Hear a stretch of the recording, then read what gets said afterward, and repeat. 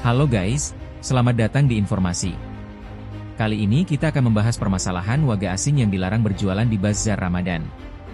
Hal ini dilakukan atas dasar prihatin karena penjual warga lokal yang kalah bersaing dengan keterampilan berjualan warga asing. Saya di peringkat kerajaan kita tidak mengeluarkan lesen bazar Aidilfitri ni, bazar Ramadan ni kepada peniaga-peniaga asing.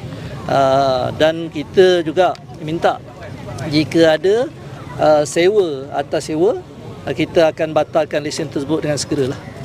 Sebenarnya kalau kita di peringkat kebanyakan ni NGO lah, NGO ataupun penganjur-penganjur, dah tentu garis panduan yang ditetapkan di peringkat PBT mereka kena patuhi lah. Dah tentulah dari semasa ke semasa pihak kesihatan akan membuat pemantauan dan spot check. Jika didapati mereka tidak menjaga kebersihan, tindakan boleh diambil ke atas mereka. Jika di Indonesia disibukkan dengan war takjil antar beragama. Beda hal dengan di Malaysia, di mana mereka disibukkan dengan kekecewaan karena ada beberapa penjual takjil yang mematok harga tinggi namun kualitas yang diberikan tidak sesuai. Hal ini menjadi serba salah karena pasalnya warga asing dilarang berjualan namun ketika dibiarkan warga lokal berniaga malah mengecewakan. Aku sebagai orang Selangor yang duduk JB baru setahun ni, aku dah faham dah perasaan orang JB macam mana sekarang, kau tahu tak? Semalam aku pergi Bazar Ramadan dengan niat nak beli murtabak. Mind you, dalam mindset aku asyik fikir, oh murtabak dekat sini biasanya harga RM7, RM8 kot. No, aku pergi Bazar Ramadan semalam, terkejut beruk aku Murtabak ayam sekeping RM11, sekeping RM10. Paling murah aku jumpa RM10 lah. Aku sajalah post dekat Instagram kan pasal harga-harga murtabak ni. And kau tengok apa kawan aku reply. Aku speechless Betul lah orang cakap, orang KS Selangor kalau datang kerja kat JB mesti culture shock tengok harga Sebab memang betul, harga kat JB jauh lebih mahal berbanding dengan KL sekarang. My god. Tapi itulah kehidupan. Sumpahlah, bukan belilah, mak belikan nasi air kat bazar. Dan baru nak makan nasi, berlendir asal siap kau belagu macam ni. Ya Allah, terkilas siut. Bukan apa,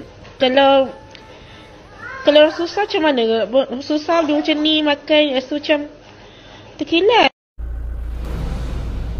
Pakcik-makcik Oto Arung, di bulan Ramadan ni kan, kau ada beli makanan di Bazar Ramadan kawasan Sabah. Makanannya sedap-sedap.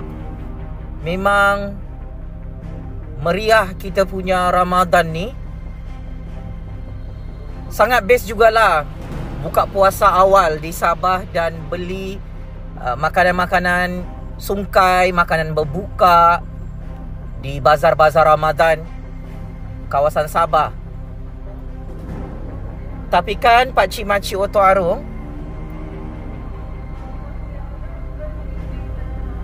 kenapa harga makanan sangat-sangat mahal mengalahkan harga makanan bazar Ramadan di Kuala Lumpur, di Semenanjung?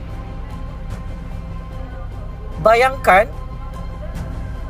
roti john dijual di Bazar Ramadan RM10. Masih aku ingat dulu kita boleh beli roti john tu paling mahal pun RM5. Yang ini jadi double dia punya harga.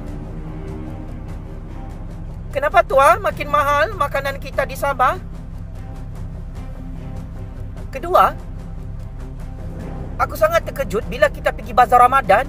Aku tidak ada masalah kau bawa kepet kah, kau bawa mulut kah, kau nak puasa kah, kau datang haid kah.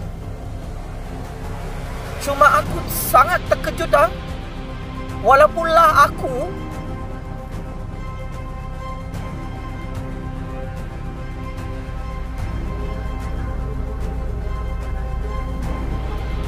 banyak duit untuk beli makanan-makanan mahal di Bazar Ramadan, adalah sangat-sangat mengejutkan. Harga mi goreng, harga nasi sangat-sangat mahal lah di bazar-bazar Ramadan di Sabah ni. Kenapa tu pakcik-makcik Otoaro? Mau dicakap harga bahan mentah mahal? Tidak juga. Zaman Anwar Ibrahim ni harga barang lebih murah berbanding dengan zaman Ismail Sabri, zaman UMNO Perikatan Nasional dulu-dulu. Jadi beginilah aku cadangkan.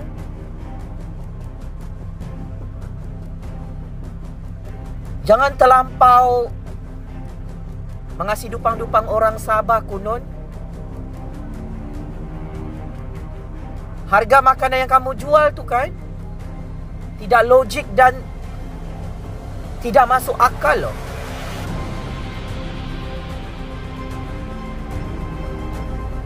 Mau dibilang kerajaan yang kasih naik harga barang, bukan juga kerajaan, tapi kamu juga. Pakcik-makcik Otoaro yang sengaja kasih naik harga barang ni 2-3 kali ganda. Di bazar-bazar Ramadan harga makanan sangat mahal. Itu belum cerita harga air.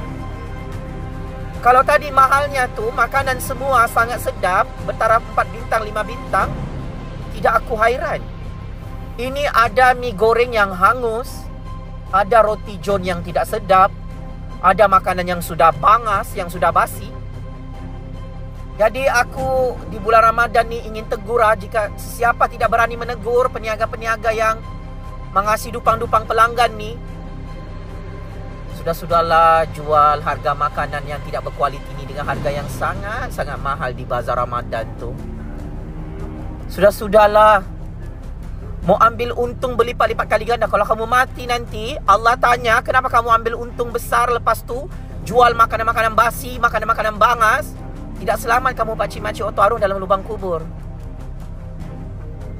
Aku tahu tak lama kita hari raya, tapi jangan terlampau juga ambil untung bikin malu 7 keturunan. Checkmate. Ni popia basah Kau tengok apa dalam dia. Kau tengok ni Dia bab.